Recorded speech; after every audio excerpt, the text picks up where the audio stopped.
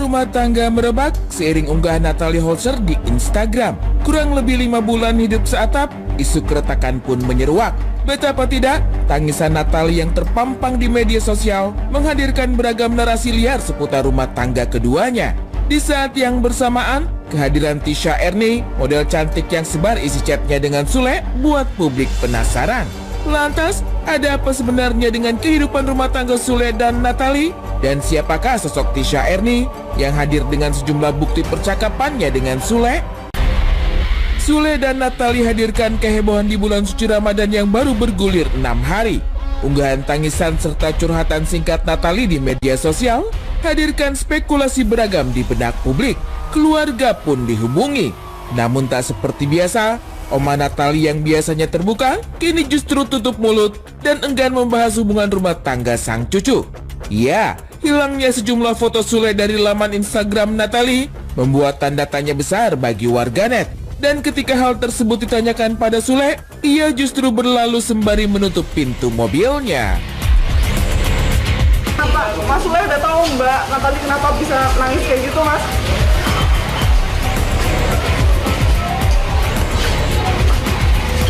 Di tengah isu rumah tangga yang menghampiri, hadirnya Tisha Ernie yang kabarnya pernah bertegur sapa dengan Sule di media sosial, seolah menjawab alasan tangisan serta curhatan habis kesabaran yang diumbar Natalie di media sosial.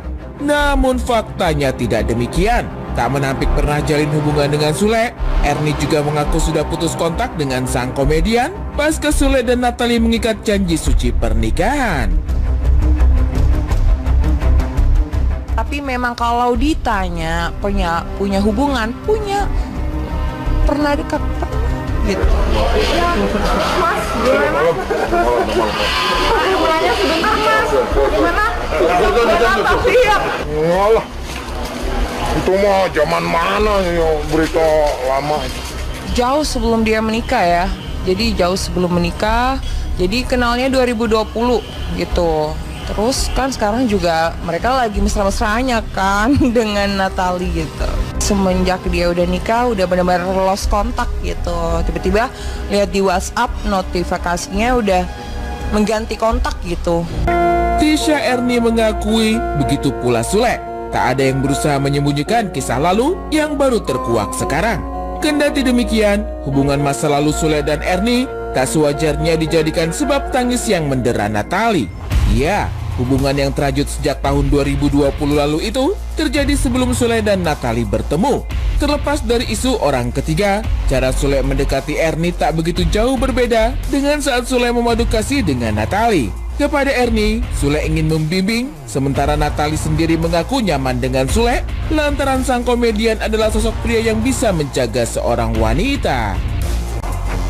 Dia tuh pengen ngebimbing gitu, ada chattingan kita biasanya. Dan awalnya kan juga memang dia menginginkan dipanggil AA gitu loh. Awalnya kan aku suka panggilnya kakak gitu kan, menghargai, lebih menghormati. Tapi tiba-tiba dari Kang Sule memang yang pengen dipanggil AA gitu ya. Dari situ ya sempat kalau dibilang ada baper ya ada juga, karena ada kata ingin membimbing, kamu nggak inginkah dapat cowok yang mungkin membimbing kayak gitu. Kenal sebulan sebelum akhirnya menikah, Sule dan Natalie jalani kehidupan pernikahan ala sepasang kekasih yang baru mengecap indahnya dunia percintaan.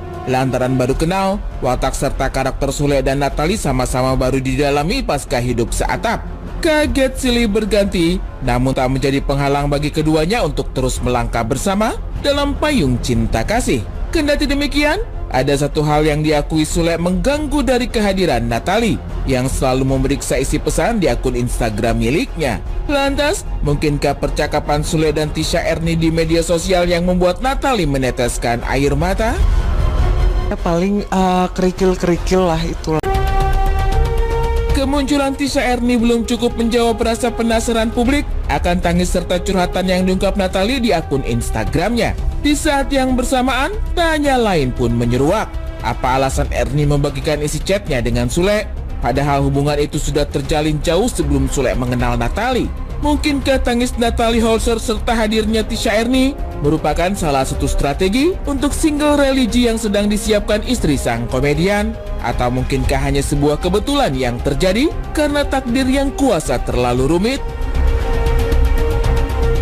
kita tunggu aja lah ya jawaban dari Mbak Natalinya. Barangkali mereka punya faktor lain selain daripada saya gitu.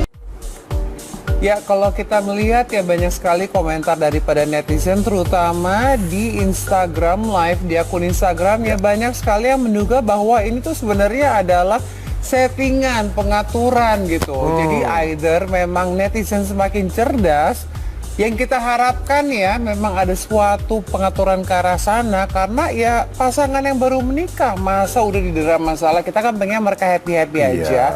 Atau memang benar adanya nih, semoga yang kedua ini tidak benar ya. Ya, tapi kalau misalnya melihat juga memang kan perkenalannya Natali dengan Kang Sule ini juga bisa dihitung lumayan cepat ya. Betul. Pengenalannya. Jadi ketika udah deket kenal, udah langsung nikah aja gitu. Karena kan mereka juga sudah dewasa juga, sama-sama dewasa gitu. Tapi kalau misalnya kita melihat sekarang ada kasus seperti ini, yang pasti kita juga berharap mudah-mudahan tidak terjadi sesuai dengan apa yang diekspektasikan atau dibayangkan sama orang-orang di luar sana, bahwa wah ini ribut nih gitu, wah ini mau gini nih, sampai ada disebut-sebut ini ada orang ketiga nih gitu, sampai ada lagi gini, masih mending kalau misalnya disebutnya ada orang ketiga, ada masalah dalam rumah tangga, jangan sampai disebut kayak netizen, wah ini settingan. Lah kalau misalkan berantem mah biasa lah, karena kan memang cuma sebulan aja deket sama Akang. Itu kalau Kang Sule. Iya. Nah, jadi kalau pacaran pas nikah.